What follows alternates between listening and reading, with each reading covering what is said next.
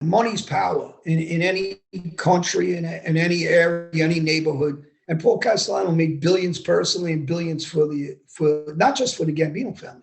And that's why he was well liked and loved and had good relationships with, Gigante, whose daughter is a friend of mine, Rita, who's, by the way, hello.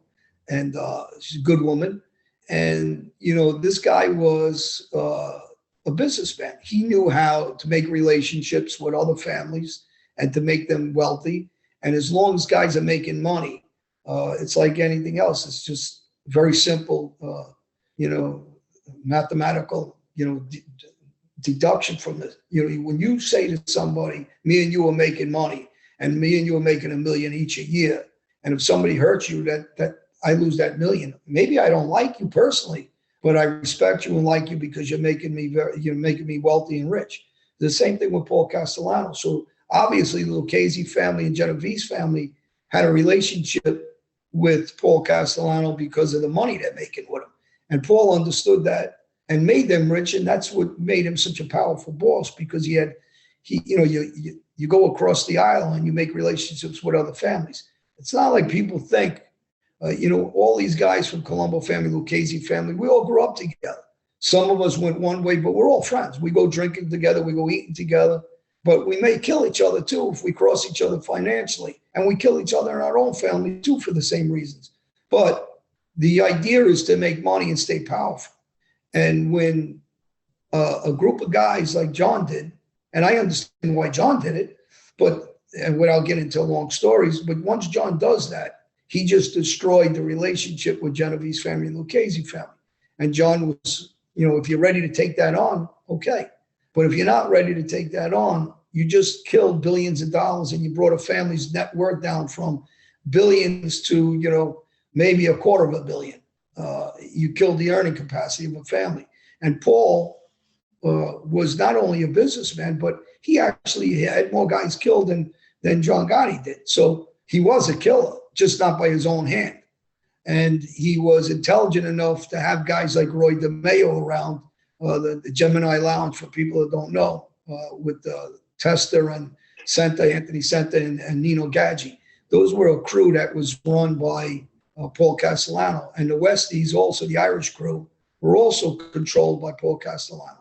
So he did know to keep guys around. And when people say, well, the Westies, by the way, were Irish. So you don't have to be Italian to be a gangster. It's not true what people are talking about. There's plenty of guys just like me and Joe Watts and the Westies, and I can go on with those named Jewish characters over the years, like Lepke and Bugsy Siegel, and go on and on and on.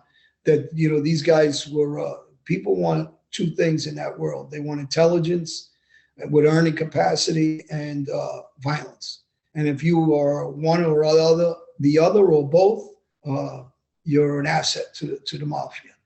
And that's what that world's about. That's crazy. Yeah, it is. It's it reminds me of like traditional business without the violence, but traditional business. I mean, as soon as you stop earning for somebody, then you kind of really see their true colors and what they actually think of you.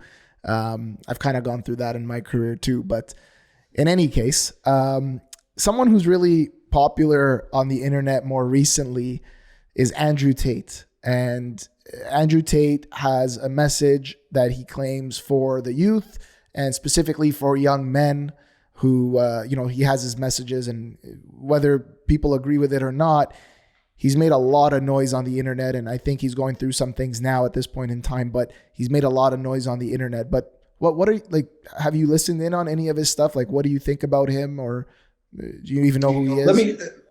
I want to show you something. See this shirt? Can you see the back of it? Yes. Avuch, London. So this is a young guy from the UK who's a positive guy. And I told him I would wear the shirt because of, his positive attitude and his idea of helping youth and doing things the right way. And so these are the things, and the reason why I turned around now at this point is because Andrew Tate is one of those guys, right? He's wealthy. He doesn't need to go do what he's doing. He doesn't need all these headaches. He doesn't need to get locked up. But somebody has to take a stand and talk and risk their own life, just like President Trump does, and risk that, they could go around quietly and be wealthy and have a great life. They don't need to jump into this arena. But when these guys are jumping in this arena and they're trying to make a difference, not for themselves because they're already financially sound, they're making a difference to give people the ability to come and have the strength off their backs and also speak out. Because a lot of guys need groups to become and do something, like the Mafia. Individually, they're not tough, right? But they want to act like they're tough when 5 and 6 guys jump one guy. And I said it earlier, that's cowards, that's weakness.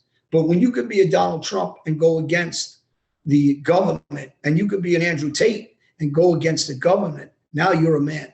You're a man because you have the nerve and the balls to go out and be outspoken against, what's wrong. In your heart, you believe in something that is wrong, and you're coming out and you're risking your own life and your own family's safety and the comforts of your life to be able to come out and speak and give other guys the incentive to man up and also speak out.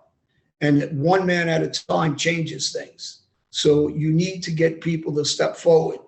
And, I do it with the Mafia. I call myself the Donald Trump of the mob world because I expose it, just like Donald Trump exposed the government. The government betrayed him. He didn't betray the government. The Mafia betrayed me. I didn't betray the Mafia.